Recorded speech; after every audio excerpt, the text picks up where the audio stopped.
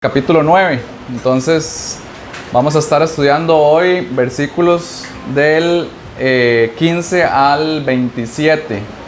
Entonces sería 1 Corintios 9 del 15 al 27. Voy a leer en esta. Le pedí a Vale que si me podía proyectar la versión de Nueva Traducción Viviente. Es un poquito más clara y más fácil para nosotros poder entenderla. Entonces voy a leer desde el versículo 15 y después oramos. Dice así, este es Pablo hablando: sin embargo, yo jamás me he valido de ninguno de esos derechos, y no escribo esto para sugerir que es mi deseo comenzar a hacerlo ahora. De hecho, preferiría morir antes que perder mi derecho a jactarme de predicar sin cobrar. Sin embargo, predicar la buena noticia no es algo de lo que pueda jactarme. Estoy obligado por Dios a hacerlo. Qué terrible sería para mí si no predicara la buena noticia. Si lo hiciera por mi propia iniciativa, merecería que me paguen, pero no tengo otra opción. No tengo opción, porque Dios me ha encomendado este deber sagrado. ¿Cuál es entonces mi paga? Es la oportunidad de predicar la buena noticia sin cobrarle a nadie. Por esa razón, nunca reclamo mis derechos cuando predico la buena noticia. A pesar de que soy un hombre libre y sin amo, me he hecho esclavo de todos para llevar a muchos a Cristo.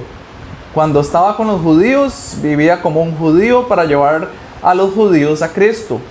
Cuando estaba con los que siguen la ley judía, yo también vivía bajo la ley.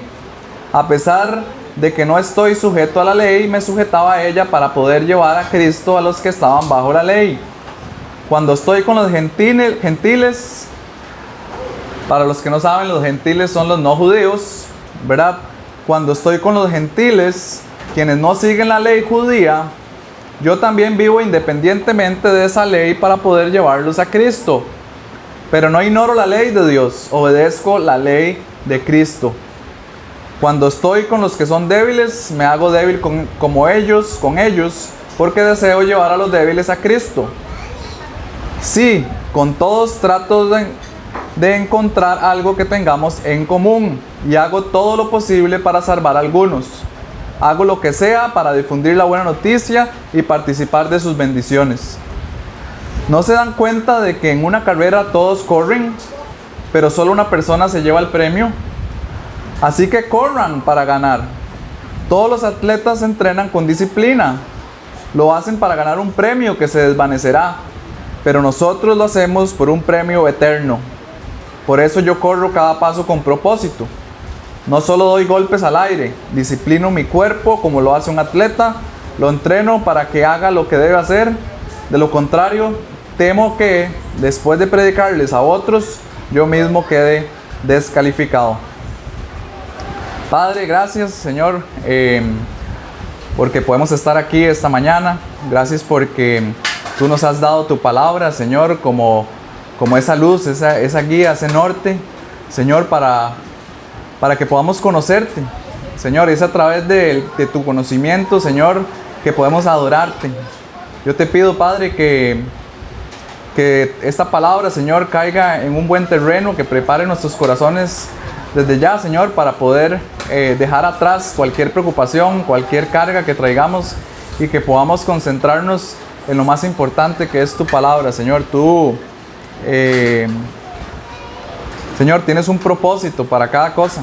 Y te pido que tu propósito de esta mañana con este texto sea cumplido en cada una de nuestras vidas. Señor, gracias y oramos en el nombre de tu Hijo Jesús. Amén. Ok, todo este pasaje que vemos hoy, el pasaje que tenemos esta semana, todo gira en una, que podríamos decir, en una sola idea que se desarrolla en lo que Pablo, ¿verdad?, menciona, y lo podemos ver en varios versículos. Si se gustan, inclusive hasta lo pueden subrayar, Y es en lo que Pablo empieza a describir en el versículo 19. Y dice, para llevar a muchos a Cristo. No sé, no está el texto ahí. Para llevar a muchos a Cristo. Y esta afirmación de Pablo es algo que muchas veces nosotros como cristianos subestimamos, o tal vez no le ponemos la importancia necesaria, o no le damos el valor suficiente. Cuando uno de nosotros, ¿verdad?, ha sido salvado con un propósito. Y ese propósito es para llevar las buenas noticias. Y con esas buenas noticias es para llevar o ganar personas para Cristo. Pablo entendía muy bien esto, ¿verdad? Y eso es lo que Pablo habla aquí, se viene desarrollando aquí. Si vemos versículo 20, dice, para llevar a los judíos a Cristo. Más adelante, al final del versículo 20, dice, para poder llevar a Cristo a los que están bajo la ley. Versículo 21 continúa con la misma afirmación, para poder llevarlos a Cristo. Y ahí continúa Pablo, ¿verdad? Ese es el corazón de Pablo, ese es el corazón de Dios, esa es la misión de cada cristiano, ¿verdad? Hemos sido llamados, ¿verdad?, para ir hasta los confines de la tierra a predicar las buenas nuevas y a enseñarles a obedecer todo lo que el Señor nos ha mandado. Esa es la gran comisión. Y Pablo entendía muy claramente esto. Él estaba comprometido con el Evangelio, él estaba comprometido con ser ese heraldo, ¿verdad?, que iba a anunciar las buenas noticias. Pablo tenía en su corazón grabado lo que la Biblia describe en varios pasajes, ¿verdad? Y por ejemplo podemos leer Daniel 12:3, donde dice, los sabios resplandecerán tan brillantes como el cielo, y quienes conducen a muchos a la justicia brillarán como estrellas para siempre. En Proverbios 11:30 dice, el que gana almas es sabio. Pablo conocía también muy bien lo que le fue dicho a Juan, lo que fue dicho de Juan el Bautista en Lucas 1, ¿se acuerdan? Versículo 16 dice, y hará, y este es hablando de de Juan el Bautista, y hará que muchos israelitas vuelvan al Señor su Dios. Será un hombre con el espíritu y el poder de Elías, preparará a la gente para la venida del Señor. Inclinará el corazón de los padres hacia los hijos y hará que los rebeldes acepten la sabiduría de los justos. Y Pablo conocía muy bien las palabras de Jesús, ¿verdad? Jesús cuando vino, él decía, yo no vine por los sanos, ¿verdad? Vine por los enfermos. Vine por ellos. Y dice también, ¿verdad? Pablo, este era Jesús hablando, pues el Hijo del Hombre vino a buscar lo que se había perdido. Vino a salvar a los perdidos. Este era el corazón de Dios. Y Pablo entendía muy bien su misión, a lo que él había sido llamado. Ahora, existen dos realidades importantes cuando hablamos de ganar a personas para Cristo. Existen dos realidades muy importantes que tenemos que nosotros tener en mente. Una de ellas es un factor externo y otras es un factor interno. ¿Cuál es ese factor externo? Bueno, es el hecho de que nosotros prediquemos el Evangelio correctamente. Aquí Pablo viene hablando, ¿verdad? Soy llamado a predicar a los judíos, a los gentiles, soy llamado a predicar las buenas noticias. Todo es ese factor externo de lo que Pablo está hablando aquí, ¿verdad? Versículo 16. Predicar la buena noticia no es algo que pueda jactarme, estoy obligado por Dios a hacerlo. Qué terrible de mí si no predicara la buena noticia. Pablo entendía muy bien que él necesitaba predicar, era el llamado de Dios, esa era su misión, predicar las buenas noticias, era ese factor externo de pronunciar con sus palabras, con su voz, el Evangelio de Cristo. ¿Cómo iba a ganar almas si Pablo no predicaba? Él estaba obligado a hacerlo, ¿verdad? ¿Recuerdan la historia de Jonás, donde Dios lo llama a llevar un mensaje a Nínive? ¿verdad? Y cuando los propósitos de Dios, cuando Dios llama, ¿verdad? Debemos de ser obedientes a su palabra, ¿verdad? A diferencia de Pablo, con Jonás, Pablo fue obediente a Dios. Y él obedeció de una al mensaje, del llamado de predicar el Evangelio de Cristo.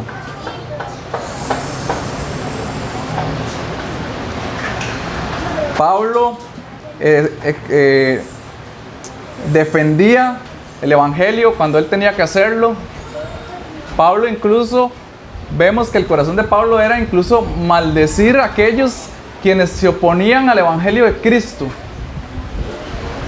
¿Verdad? Si vemos Gálatas capítulo 1, versículos 6 al 9, encontramos esto. Este es Pablo hablando, dice: estoy horrorizado de que ustedes estén apartándose tan pronto de Dios, quien los llamó a sí mismo por medio de la amorosa misericordia de Cristo. Están siguiendo un evangelio diferente, que aparenta ser la buena noticia, pero no lo es en absoluto. Están siendo engañados por los que a propósito distorsionan la verdad acerca de Cristo. Si alguien, ya sea nosotros o incluso un ángel del cielo, les predicara otra buena noticia diferente de la que nosotros le hemos predicado, que le caiga la maldición de Dios. Repito lo que hemos ya dicho: si alguien predica otra buena noticia distinta de la que ustedes han recibido, que esa persona sea maldita. Ese era el corazón de Pablo. Pablo entendía la importancia del evangelio, de predicar un evangelio correcto, de la importancia que había en esas palabras del poder de Dios, porque ese es el evangelio, poder de Dios para salvación. Pablo entendía muy bien esto, pero eso no era únicamente lo importante. Era muy importante, pero no era únicamente lo importante, ¿verdad? Les decía que había un factor externo, pero también debe haber un factor interno. Y es la manera en que yo o cualquiera de ustedes comunica el mensaje. El mensaje tiene que ir amarrado, por decirlo así, con una actitud del corazón. Pablo no estaba preocupado realmente por el evangelio en sí. Y esto lo podemos ver en este texto. Pablo no está refutando de que ellos estén siguiendo un evangelio distinto. Pablo no está atacando aquí, o no está hablando aquí de que ellos han creído un evangelio diferente. No, de eso no está hablando aquí. Pablo no está preocupado del evangelio. Ellos entendieron el evangelio. Pero de lo que Pablo está preocupado, y según el contexto del texto de hoy, es que la actitud de estos corintios cristianos estaban distorsionando la manera en que ellos estaban entregando el mensaje del evangelio. No estaban siendo totalmente claros con sus vidas, ¿verdad? Sus vidas no estaban siendo suficientemente congruentes con la manera en que ellos estaban predicando. Entonces ven la importancia, el factor externo, el evangelio, predicar un evangelio sano es muy importante, pero que el evangelio haga match, ¿verdad? Que haga clic con la manera en que usted vive. Ahí es donde va a tener poder de Dios.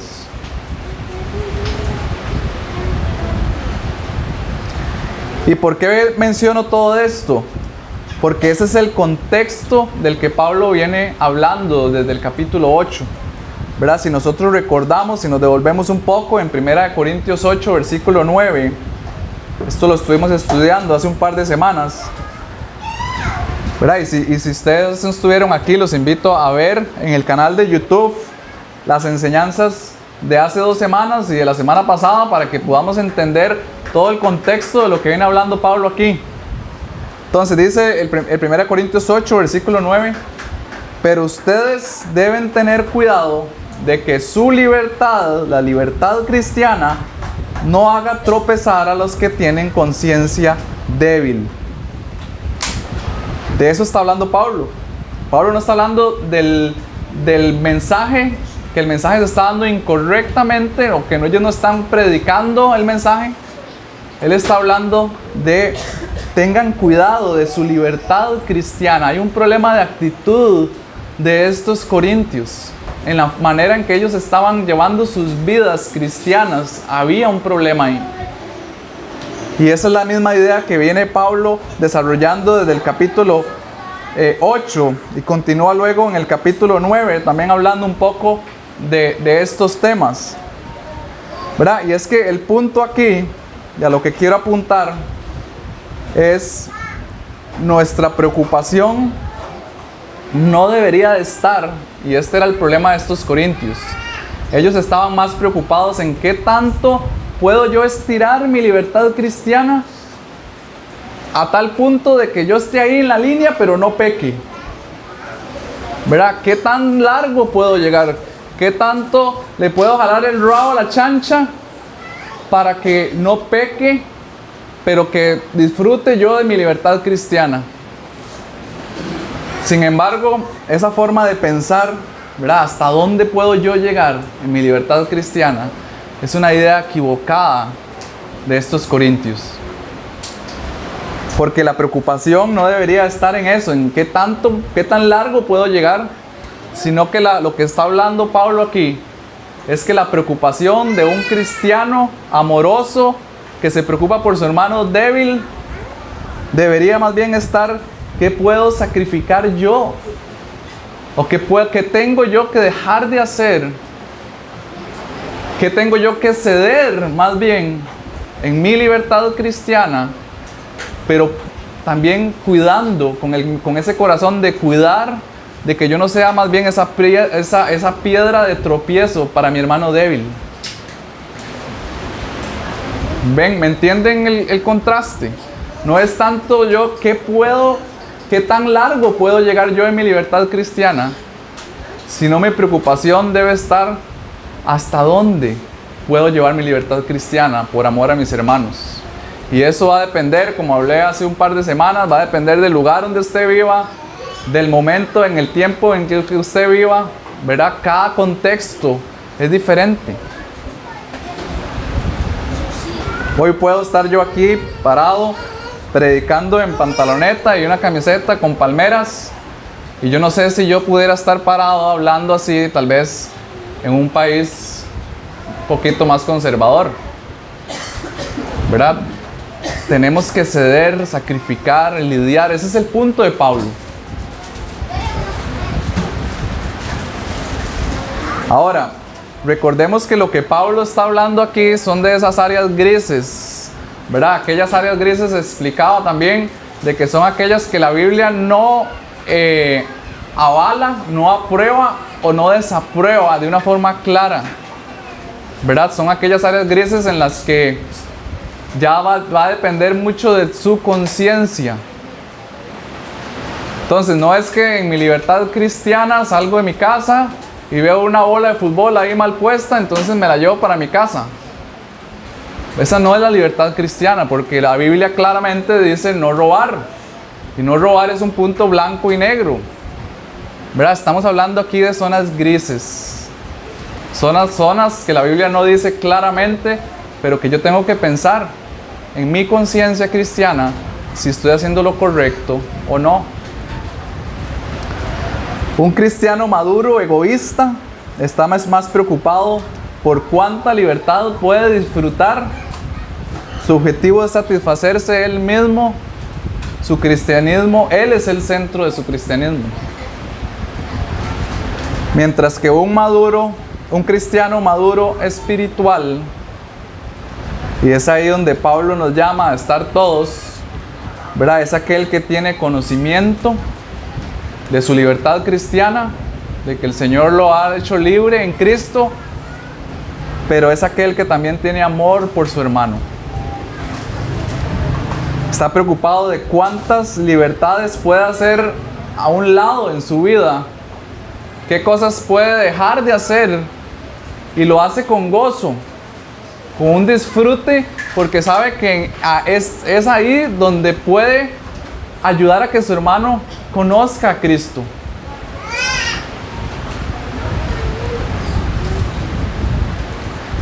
Ahora, más adelante en el capítulo 9, Dani nos expuso la primera parte del capítulo 9.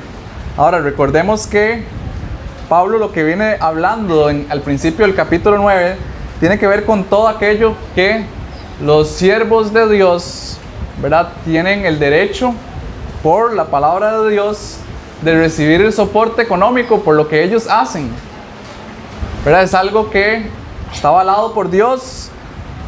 Lo vemos en el Antiguo Testamento, lo encontramos en el Nuevo Testamento. Es algo hasta lógico, ¿verdad? Si nos ponemos a razonar, ¿verdad? Eso Pablo nos lleva a pensar todo esto. Y Pablo defiende el hecho de que, ¿verdad?, el que siembra la cosecha tiene derecho a tomar de la cosecha. Pablo era el que decía, los pastores no toman de su propia leche que produce su rebaño, ¿verdad?, para sostenerse el mismo. ¿Verdad? Pablo termina y concluye esto en el versículo 11. Ya que hemos plantado la semilla espiritual entre ustedes, y ese era su trabajo, plantar la semilla en el corazón del hombre. Eran cultivadores, por decirlo así, de la fe en el corazón del hombre. Ese era su trabajo. Ya que hemos plantado la semilla espiritual entre ustedes, no tenemos derecho a cosechar el alimento y la bebida material. No tenemos derecho a recibir los bienes materiales, ya que nosotros le damos a ustedes los bienes espirituales. Este era todo el argumento de Pablo. Pablo defiende el hecho de que es bíblico de que un siervo de Dios merezca recibir un salario. Es algo bueno a los ojos de Dios. Ahora, Pablo tenía el derecho de recibir soporte económico de parte de la iglesia. Él tenía el derecho de apelar a ese salario. Él era el primero que había cultivado en la iglesia de Corintios. Pero vean, ojo lo que dice el versículo 15. Yo jamás me he valido de ninguno de esos derechos, y no escribo esto para sugerir que es mi deseo comenzar a hacerlo ahora. Pablo se había negado a recibir ese derecho de recibir un salario, de recibir una paga, con el único propósito de no ser piedra de tropiezo para los débiles. Ese era el propósito de Pablo. Y por eso digo que viene amarrando la idea desde el capítulo 8, porque Pablo está hablando del hermano débil y de pronto arranca con esto de que el pastor, ¿verdad?, es digno de su salario. Pero ahora él dice, yo me he negado a esto, ¿verdad? No me he negado, yo jamás me he valido de estos derechos y no quiero hacerlo ahora. No se los estoy pidiendo ahora. Y es que la verdad es que, ¿verdad? No sé si ustedes en algún momento, en su mal entendimiento, ¿verdad? Y entiéndame en el sentido, en su ignorancia de la palabra de Dios, han pensado, ¿verdad? O se le ha pasado por su mente decir, pucha, qué rico la tiene el pastor, ¿verdad? Él recibe un salario y está ahí, ¿verdad? Simplemente lo que tiene que hacer es estudiar ahí, es dar el mensaje y dar estudios bíblicos, y, ¿verdad? Y qué rico así. Pero yo estoy aquí matándome y ese es un pensamiento que ha pasado en la mente de muchos, si no es que todos, dentro de nuestra ignorancia de la palabra de Dios, ¿verdad? Y ese mismo pensamiento pecaminoso, ignorante, débil, inmaduro, de lo que está hablando Pablo acá, no era diferente en los tiempos de Pablo. Probablemente Pablo, ¿verdad?, prefería abstenerse a recibir cualquier cosa a cambio de que la gente pensara de que él lo estaba haciendo por dinero. Pablo sabía que el dinero no era lo importante, que lo importante era el evangelio, y quería que ellos entendieran eso. Ahora, si usted se pone a pensar, ¿verdad?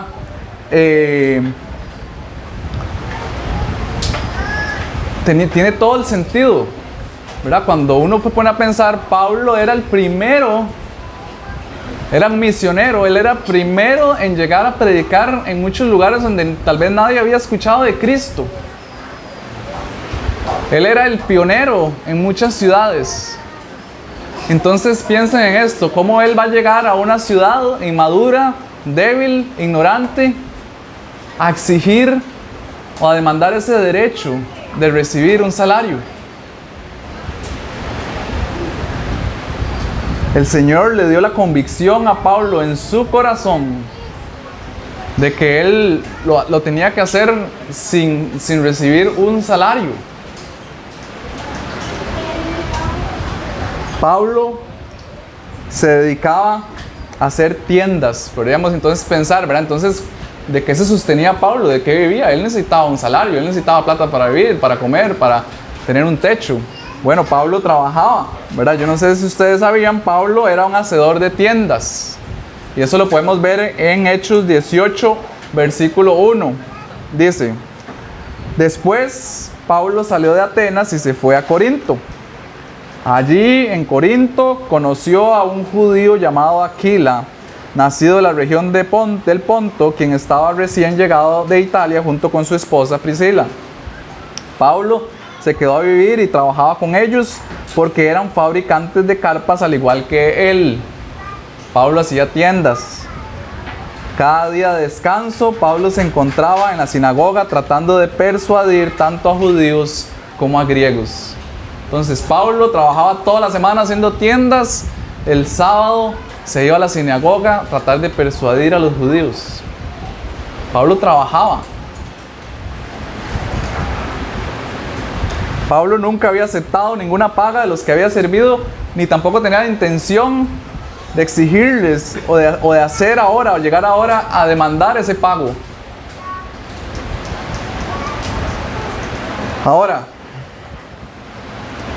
podríamos pensar que entonces así debería ser el corazón de todos los pastores, ¿verdad? Podríamos entonces concluir que todo siervo de Dios debería ser como Pablo. No, ¿verdad? No necesariamente. Y aquí es donde entra un punto gris, ¿verdad? Si pensamos, la iglesia tiene la responsabilidad y el llamado de sostener a sus pastores y ancianos y obispos. Esa es la responsabilidad de nosotros como cristianos, como miembros de la iglesia, de cuidar nuestra iglesia, de cuidar a los nuestros. Sin embargo, desde el punto de vista del pastor, el pastor en su libertad cristiana, él tiene el derecho, ¿verdad?, de decidir si acepta o no la acepta. Él es un punto gris en la escritura. Y lo que Pablo estaba diciendo aquí es: yo decidí no hacer uso de ese derecho.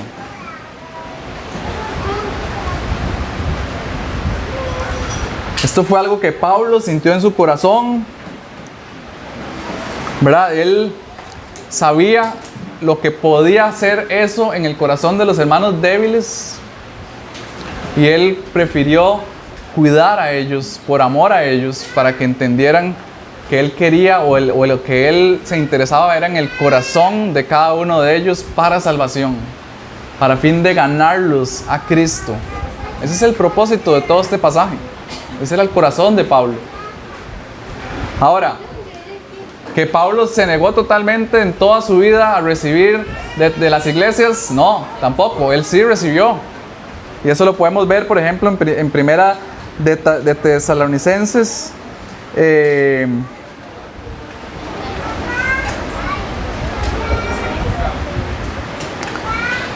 La iglesia de primera Tesalonicenses, Pablo llega, acuérdense, Pablo llega a Tesalónica.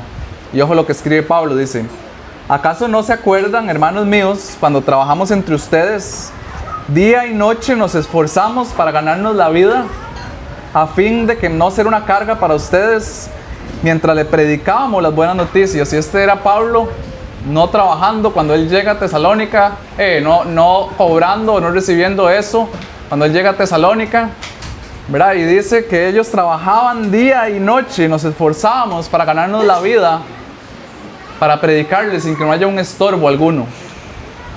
Pero esa misma iglesia, la iglesia de Tesalónica, es la misma iglesia que tiempo después le mandó dinero a Pablo para su sostén, y Pablo lo acepta con gozo.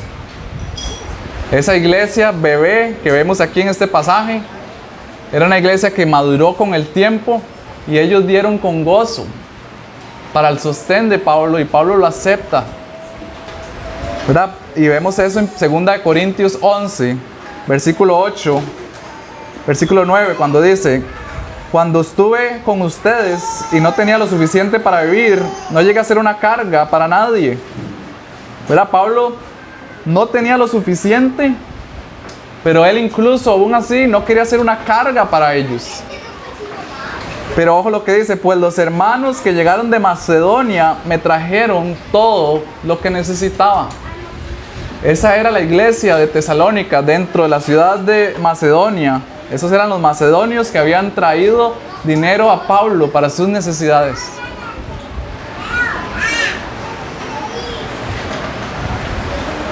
Versículo 16. Preferiría morir, dice Pablo, antes que perder el derecho a jactarme de predicar sin cobrar.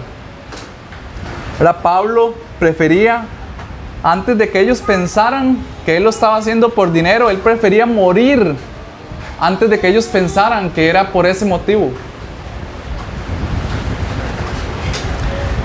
Y dice: no me hagan perder mi derecho de jactarme. En otras versiones dice: ¿verdad? Esta es mi gloria. Esta era la gloria de Pablo. Este era lo que Pablo se había encontrado gozo, propósito de hacerlo gratis, sin cobrar, sin recibir algo a cambio. Y luego Pablo dice más adelante, versículo 18: ¿cuál es entonces mi paga? Y Pablo responde, dice: es la oportunidad de predicar la buena noticia sin cobrarle a nadie. Esa era la paga de Pablo. La paga, la recompensa de Pablo era poder hacerlo sin recibir nada a cambio. Esa era la recompensa. Él había encontrado gozo, propósito, él estaba satisfecho en eso. No me quiten mi gloria, decía Pablo. Ahora, si agarramos esto y lo llevamos un poco también a nuestro contexto, ¿verdad? Podríamos pensar cuál es la gloria de nosotros, cuál es nuestra paga como cristianos hoy. Si usted piensa eso y se ha preguntado tal vez eso, o sea, ¿cuál es mi recompensa por ser cristiano? Bueno, la recompensa suya por ser cristiano es ser cristiano, ¿verdad? Es algo redundante, pero es todo lo que conlleva el ser cristiano. Esa es su recompensa. El Señor lo ha rescatado del mundo de oscuridad, de ese mundo pecaminoso. Usted era esclavo del pecado, pero el Señor lo ha traído a ese mundo de luz, lo ha rescatado, lo ha limpiado. El Señor murió por usted. Él pagó por sus pecados.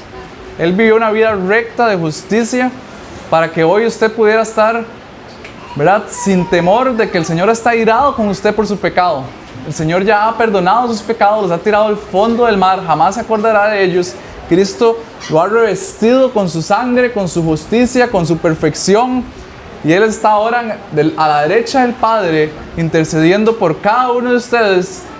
Y ustedes les espera una eternidad con Él para siempre.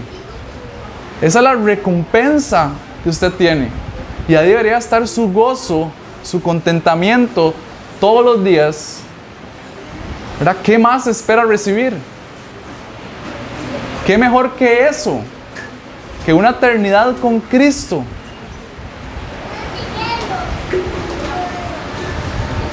Ese es el Evangelio.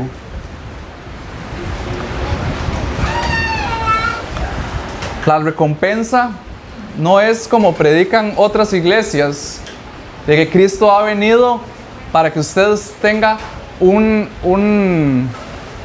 para que usted tenga mejores bienes, para que usted tenga una mejor estabilidad económica, para que usted tenga una mejor salud, para que sea un mejor usted, más guapo, más fuerte, para que usted, ¿verdad?, se envalentone y entonces salga y haga lo que tenga que hacer, para que usted deje su trabajo y que el Señor tiene un mejor trabajo para usted. Eso sería desvalorizar o traer muy abajo el nombre de Cristo. El Señor no envió a su único Hijo, a su Hijo amado, a vivir una vida de obediencia, a encarnarse en este mundo pecaminoso, a sufrir lo que sufrió, a derramar su sangre, con el simple hecho de que usted tenga una mejor vida. Ahora, el Señor no vino a eso. Que el Señor cuida de los suyos y que nos bendice, sí, pero ese es porque el Señor es, aparte de ser un Dios salvador, Él es Padre, Él es un Padre amoroso que cuida de sus hijos. Pero la palabra de Dios, lo que Él realza es que Dios vino a rescatar. Esa era la misión de Dios. Él es un Dios rescatador, un Dios salvador. Él vino a eso, esa fue su misión principal, rescatar lo que se había perdido.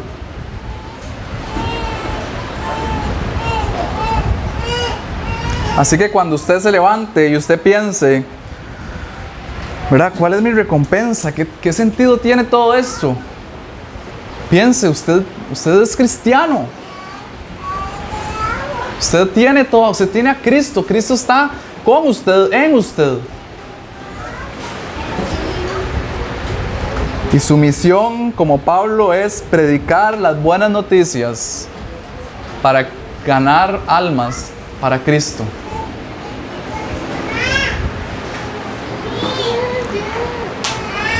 La motivación para servir a la iglesia nunca debe ser el dinero. La motivación para servir en la iglesia debe ser ganar almas para Cristo. Ese debe ser el corazón. Que las personas puedan disfrutar, entender de que un Salvador ha venido por ustedes. De que ustedes sin Cristo no son nada y están bajo la ira de Dios. De que usted sin Cristo está muerto en sus delitos y pecados y que está bajo la maldición de Dios. Pero Cristo ha venido y Cristo es el camino, la verdad y la vida. Esa debería ser la motivación de todo siervo de Dios, el corazón del hombre perdido. Pablo lo entendía muy bien, ¿verdad? Y a veces hasta nos podríamos preguntar cuántas personas que sirven a Dios hoy en iglesias, ministerios, continuarían haciéndolo si no existiera una paga.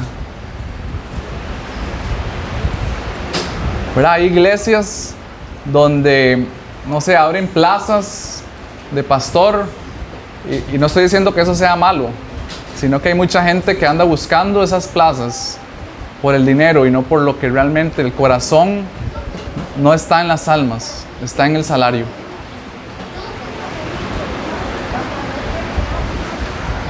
Ok, entonces de los versículos 19 al 27, Pablo nos explica dos formas por las cuales él, ¿verdad?, siervo de Dios, trató de ganar más personas para Cristo, haciendo uso de su libertad cristiana. Entonces, la primera de esas formas es que él trató de negarse a sí mismo, ganar almas mediante la negación de sí mismo. Y eso lo podemos ver en los versículos del 19 al 23. Dice: a pesar de que soy un hombre libre y sin amo, me he hecho esclavo de todos para llevar a muchos a Cristo. Esa era la misión de Pablo y debería ser también la misión de nosotros hoy. Cuando estaba con los judíos, vivía como un judío para llevar a los judíos a Cristo. Cuando estaba con los que siguen la ley judía, yo también vivía bajo esa ley. A pesar de que no estoy sujeto a la ley, me sujetaba a ella para poder llevar a Cristo a los que estaban bajo la ley. Cuando estoy con los gentiles, quienes no siguen la ley judía, yo también vivo independiente a esa ley para poder llevarlos a Cristo. Pero no ignoro la ley de Dios, obedezco la ley de Cristo. Cuando estoy con los débiles, cuando estoy con los que son débiles, me hago débil como ellos, porque deseo llevar a los débiles a Cristo. Sí, con todos trato de encontrar algo que tengamos en común y hago todo lo posible para salvar a algunos.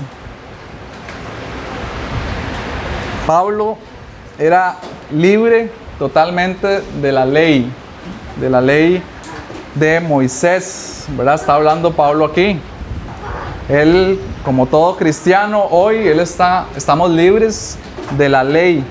Ya nosotros no vivimos bajo la ley, ¿verdad? Vivimos bajo la gracia. Pablo sabía que si él guardaba la ley o no guardaba la ley, eso no le iba a sumar ni restar en su espiritualidad. Pablo sabía eso. Pablo sabía muy bien el propósito de la ley mosaica. Y si usted todavía no entiende el propósito de la ley, déjeme explicarle.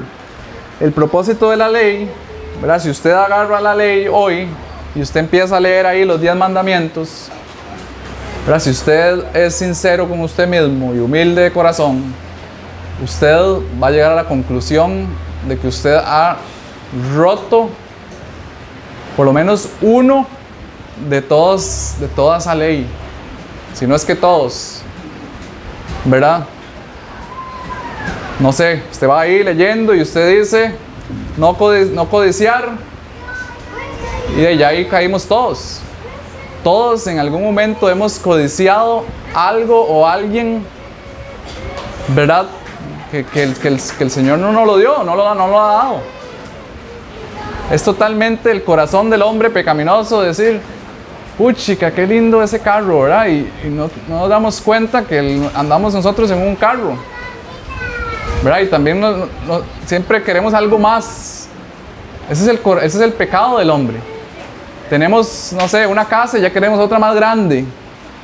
Tenemos, no sé, alcanzamos tener una carrera y ya queremos ahí la maestría y añoramos, ¿verdad? Codiciamos aquello que el otro tiene. Ese es el corazón pecaminoso del hombre. Todos hemos codiciado en algún momento, hemos roto la ley de Dios. Y la Biblia dice que todo aquel que ha roto al menos uno de los mandamientos ha roto toda la ley. Y ahí estamos perdidos todos. Ese es el propósito de la ley, para que cuando usted la vea, usted diga, puchica, no cumplo el estándar de Dios. Y cuando leemos en la Escritura de que si no cumplimos esto, estamos bajo la maldición de Dios, estamos lejos de Dios, estamos lejos de cumplir el estándar que Dios requiere para que seamos aceptos por Él en el cielo.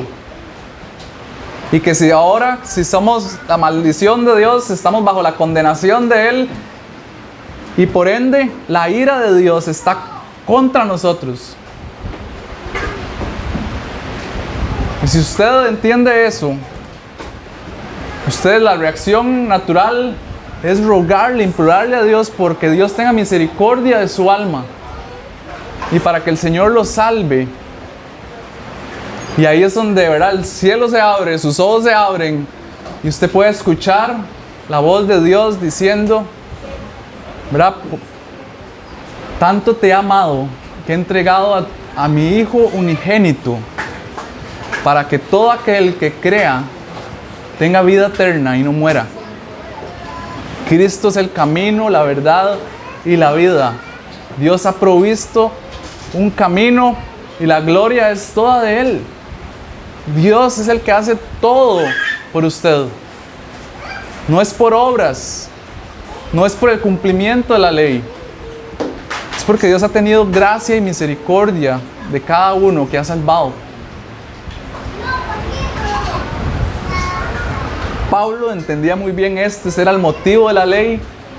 Y Pablo dice, por eso ya no estoy bajo la ley. Y si cumplo la ley, bueno, y si no la cumplo también no importa, porque ya he sido salvado. No estoy bajo la ley. No es por obras.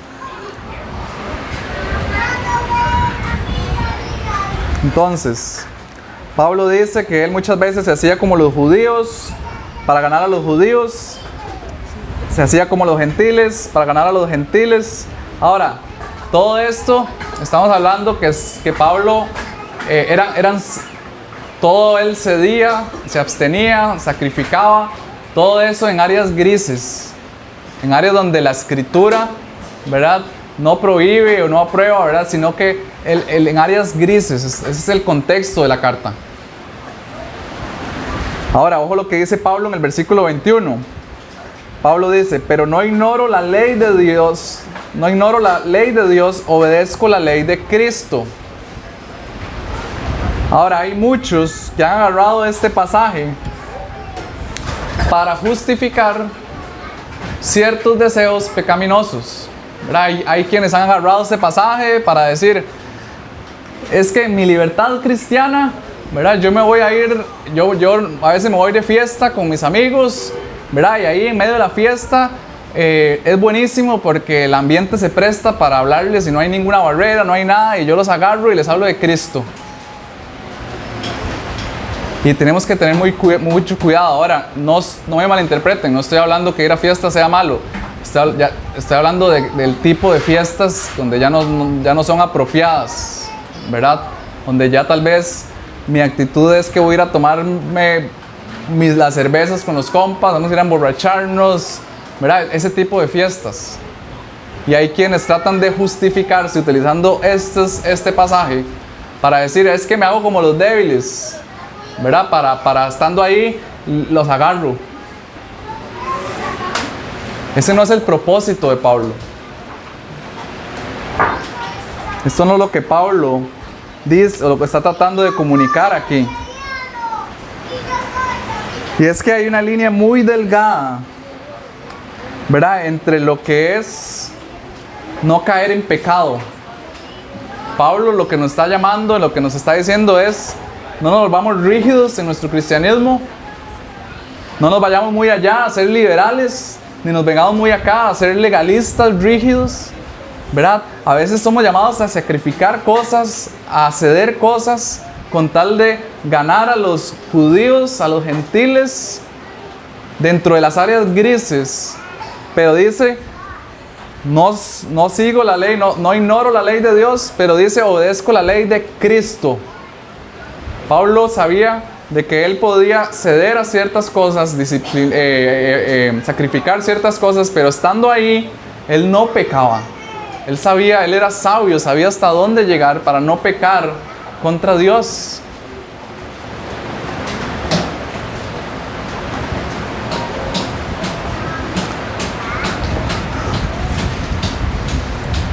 Hay personas que toman este versículo para excusarse de ciertos pecados, ¿verdad? Por ejemplo, ¿verdad?, ayer pensaba con Lau que cuál podría ser un ejemplo de esto. Y bueno, un ejemplo sería: no, es que yo me hice de un novio o una novia no creyente porque ahí lo puedo ganar para Cristo.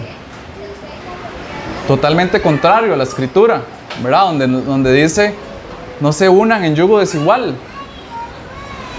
Es algo blanco, negro, es claro la escritura. Eso no es un área gris. Un área gris podría ser, ¿verdad?, un mal entendimiento, de este pasaje. Podría ser, ¿verdad?, lo que decía: me fui de fiesta con los compas y ahí, ¿verdad?, les hablo de Cristo en medio de todas las birrillas. Si hay, ¿verdad?, podría ser un área gris, pero ya me entiendan el contexto.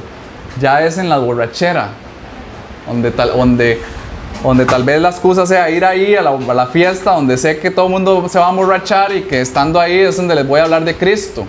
Sería un mal entendimiento de este pasaje.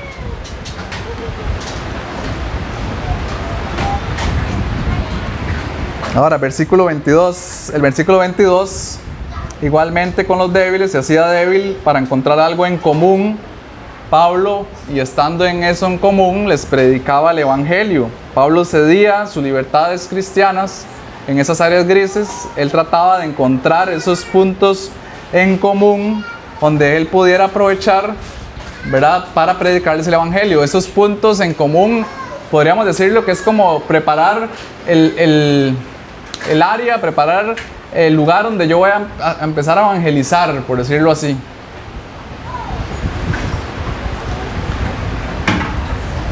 ¿Cuáles podrían ser ejemplos de puntos en común en su vida cristiana a fin de ganar a otros?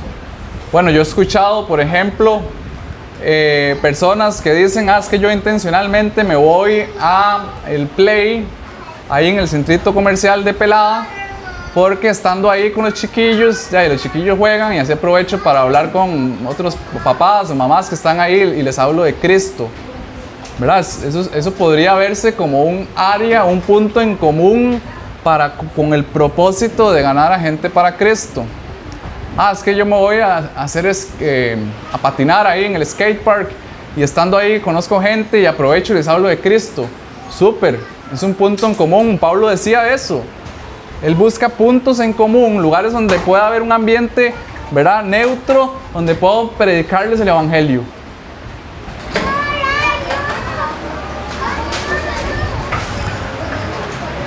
¿Verdad? Yo servía antes en un ministerio de surfeadores cristianos, ¿verdad? Y surfeadores cristianos simplemente lo que hace es agarrar ese punto en común que es el surfing. Ese es el gancho para utilizarlo para, vamos a ver unos videitos de surfing y no sé qué, y va a haber comida y vamos a dar un mensajito, ¿verdad? Y llega gente a escuchar, y es un lugar en común donde la gente pueda llegar y escuchar de Cristo. Buenísimo.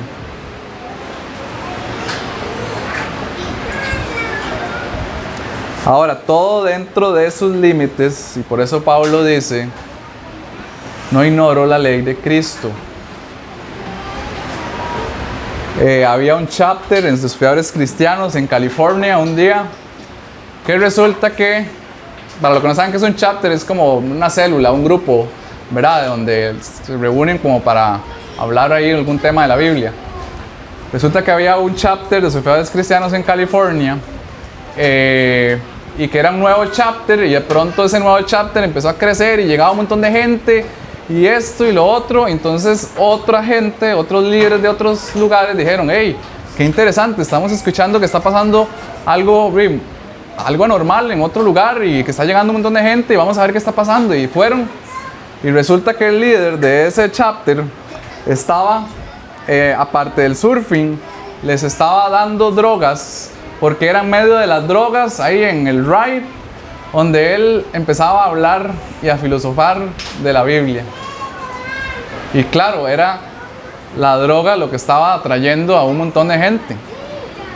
Y obviamente lo pararon, ¿verdad? Esa no es lo que está hablando Pablo aquí. Eso no es, me dice como los débiles, ¿verdad? Ese es el típico, y por eso digo hay que tener mucho cuidado, ¿verdad? Cuando hablamos de estas áreas grises y qué tanto puedo lidiar, qué tanto puedo sacrificar. Eso es un punto que Pablo apela a la sabiduría aquí, a la conciencia, porque puedo ponerme en peligro ahí. Me dice como los débiles, me dice como los débiles, me dice como los débiles, y de pronto me convertí en un débil y me perdí. ¿Verdad? Hay que tener cuidado con eso. Siempre puede haber una tensión, ¿verdad?, en esos puntos grises, donde yo voy, sacrifico, cedo, con tal de ganar a Cristo, pero ahí siempre va a haber una tensión entre mi espíritu, el Espíritu de Dios que habita en mí, con aquellos que no tienen el Espíritu de Dios. Y obviamente si no tienen el Espíritu de Dios, va a haber conversaciones incómodas, va a haber actitudes incómodas, va a haber cosas que no son de Dios, pero estoy en esa tensión. Y esa tensión es buena muchas veces porque nos enseña y nos recuerda que nosotros tenemos el Espíritu de Dios habitando en nosotros. Tengo una amiga, pero no la veo desde hace muchos años, que ella asistía a una iglesia en San José y era, cristiana, decía ser cristiana en ese momento, y resulta que ella tenía ciertas raíces indígenas en Costa Rica, ciertas raíces aborígenes, Entonces un día se despertó en ella un querer, ¿verdad?, averiguar más de sus raíces, de su gente, de ir y meterme en Talamanca para hablarles de Cristo. Y empezó cierto interés por eso. Ahora, ese interés no está malo, está bien, ¿verdad? Entonces ella empezó a ir y a ir y a ir y a meterse en eso. Y hoy ella es una persona que está metida en la montaña. Constantemente sube videos, yo los he visto, entonces sé que es verdad, donde ella se ve adorando a la creación, a la madre tierra, ¿verdad? Y pasa lo que dice Romanos 1, ¿verdad? Que terminaron adorando la creación, no adorando al Creador. De nuevo, me dice como los débiles, me dice para ganarlos a Cristo, pero me fui ahí en la tira. Hay que ser sabios, hay que tener mucho cuidado en esto. Ahora, y ojo lo que estoy diciendo, hay que tener cuidado, pero no estamos exentos y no deberíamos de quedarnos entonces retraídos a no hacer nada, porque podría caer ahí, entonces no hago nada. No, es parte de la madurez espiritual. El Señor nos va conformando más a la imagen de Cristo, nos va dando madurez espiritual, nos va ampliando nuestra libertad cristiana para que nosotros podamos así poder llegar a otros. Ahora, estuve pensando en algunos otros ejemplos también de áreas grises que se podrían ver en nuestra vida o que podríamos ceder o sacrificar con tal de ganar a Cristo. Y no sé, pensé como, ¿verdad? Usted decide ir a almorzar con un amigo, ¿verdad? Para hablarle de Cristo, entonces usted le dice, hey, vamos a almorzar, y van a ir a un restaurante. Y usted sabe que en ese restaurante sirven el mejor ceviche, ¿verdad? Y usted dice, un ceviche no se puede comer sin una buena cerveza, ¿verdad? Entonces, ese es su pensamiento y todo bien, en su libertad cristiana no tiene nada de malo que usted llegue y se tome una cerveza comiéndose un ceviche. Sin embargo, si usted sabe que su hermano débil, ¿verdad?, tiene problemas con el alcohol, no sería sabio si usted se toma una cerveza ahí. Mejor tómese una gin, mejor tómese un vaso de agua, ¿verdad? No pasa nada.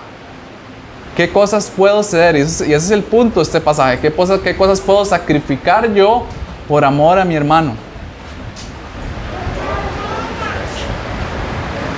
Ahora, si le damos la vuelta, ¿verdad?, la tortilla, podríamos verlo también en caso contrario. Puede ser que usted diga, no, es que yo no tomo, ¿verdad? Y todo bien, no tome. Pero ¿qué pasa si usted va a visitar a su tía y usted está ahí con su tía y su tía le encanta el vino? Y usted va a visitar a su tía a la casa porque usted dice, voy a ir a hablarle de Cristo, y en eso su tía le pone a usted una copa y una copa para ella, y de pronto, ¡pum!, le cae ahí la copa de vino, ¿verdad? Ahora, entiéndame en el punto, ¿verdad? Lo que trato es verlo de la otra cara de la moneda. No tiene nada de malo que tal vez usted diga, voy a tomar un poquito de vino con tal de no manchar ahí la cancha o no dañar el momento para que yo pueda predicarle de Cristo, hablarle de Cristo, porque a ella le encanta el vino. Ahora, no, si ya ella sale que va a querer tomarse 2 botellas, ya ahí sí no, y obviamente no. Pero ¿qué tanto puedo ceder yo? Ese es el punto. Con tal de que haya un buen ambiente para preparar el campo, para que pueda predicar yo el Evangelio. ¿Qué tanto puedo ceder en mis libertades cristianas a fin de ganar a aquellos a Cristo? Había un misionero en el siglo XVIII llamado Hudson Taylor. Hudson Taylor es conocido como uno de aquellos héroes de la fe cristiana de los últimos siglos, ¿verdad? Y resulta que Hudson Taylor era un misionero que llegó a China en conjunto con otros misioneros, ¿verdad? Ya eran varios los que fueron a China.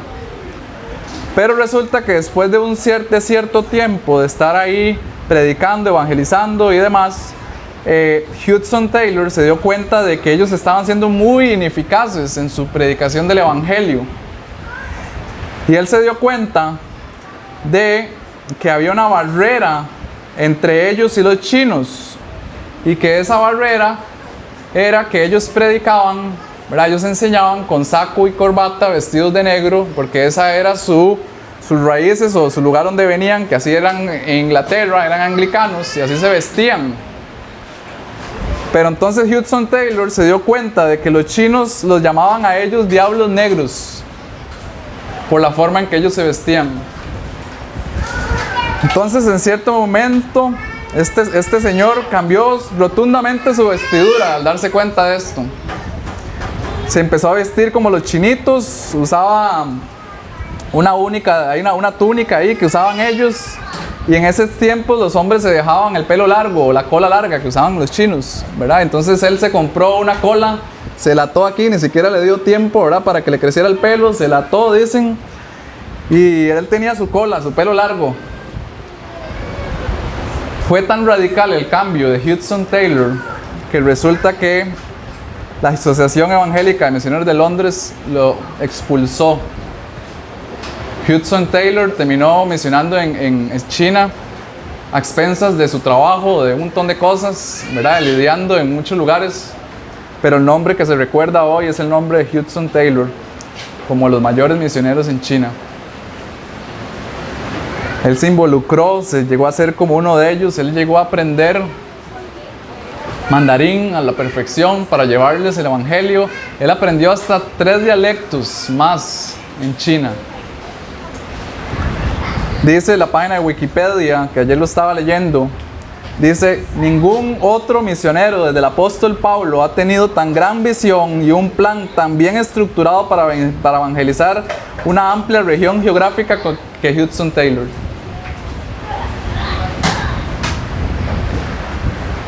De eso es lo que habla Pablo, ¿verdad? ¿Qué tanto podemos ceder por amor al evangelio?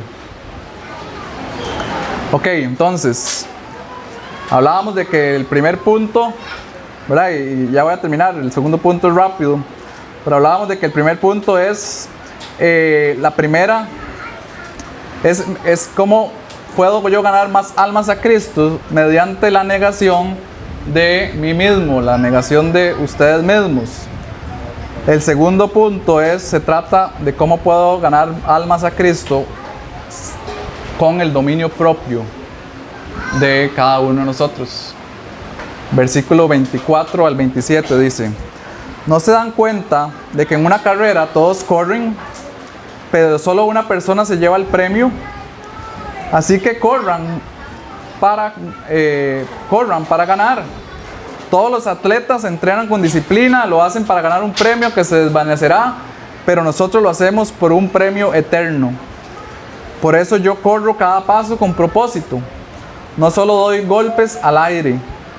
Vamos a parar ahí, dice.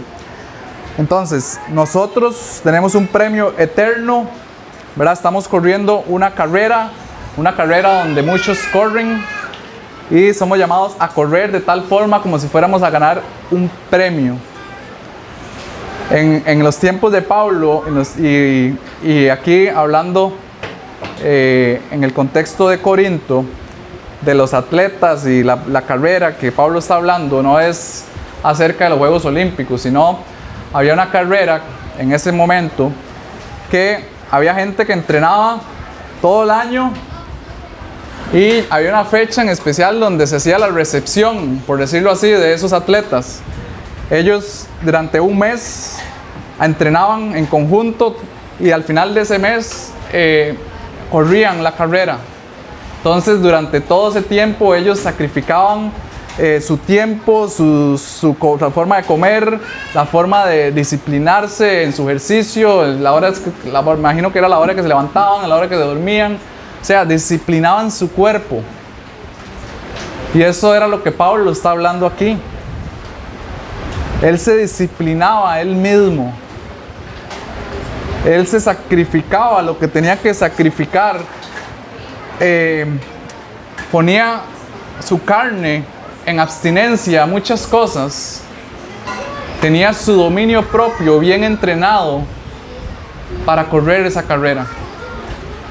Ahora, si ustedes saben, la disciplina no es algo de un solo momento, es algo de todos los días, de todos los días, de todos los días. Pablo dice: entrenen, disciplínense, para correr esa carrera. Es algo que nosotros tenemos que hacer día con día, dominar nuestra carne, nuestros deseos, nuestra libertad cristiana, con el propósito de ganar a otros a Cristo. A ese es el llamado de Pablo, a ejercitarnos en nuestra libertad cristiana. Y todo eso con un propósito, ¿verdad? Dice Pablo en el versículo 26, por eso yo corro cada paso con propósito. Pablo sabía que él tenía un propósito y que ese propósito era un propósito eterno, ¿verdad? Esa carrera era una carrera del cristianismo, es una carrera de la carrera de la fe, pero tiene un propósito eterno. Vamos a estar en la eternidad con el Señor. Hay un premio que es eterno, y es un premio, dice Pablo, no es como esa corona que reciben, que se desvanece, se pudre, que es una corona de madera, sino ese premio, la corona que ustedes van a recibir es una corona eterna, donde no se va a marchitar, la polilla no se lo va a comer, es algo eterno. Ok, entonces, versículo 27, disciplino mi cuerpo como lo hace un atleta, lo entreno para que haga lo que debe hacer, de lo contrario, temo que después de predicarles a otros, yo mismo quede descalificado. Disciplinar nuestro cuerpo es importante, entrenarlo por medio de la disciplina es importante, tener dominio propio de nuestro cuerpo es importante. Entrenemos nuestro cuerpo. Pensemos en esto constantemente, día a día, con tal de ganar almas a Cristo. ¿Verdad? No vaya a ser, y tenga mucho cuidado, ¿verdad? También todo esto en su sabiduría, en conciencia, ¿verdad? De no terminar descalificado, más bien. Ok. Pidámosle a Dios, y con esto cierro, de que Dios nos ayude para que el Señor nos dé sabiduría a ver en qué áreas, ¿verdad? Nosotros podemos ceder, qué áreas nosotros tenemos que disciplinar, qué áreas nosotros tenemos que sacrificar con el fin de ganar a otros a Cristo. Que el Señor nos ayude a darnos madurez espiritual para nosotros poder entender nuestras libertades cristianas, y que nosotros también podamos entender la debilidad de nuestros hermanos. Que el Señor nos dé madurez espiritual, la madurez que necesitamos para sentir amor fraternal del que el Señor quiere que nosotros tengamos.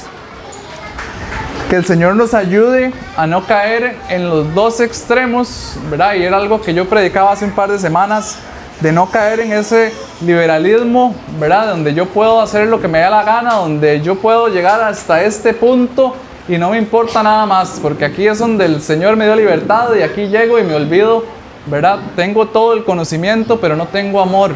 Que el Señor nos olvide de ese liberalismo, nos libere, nos ayude a no caer en ese liberalismo cristiano.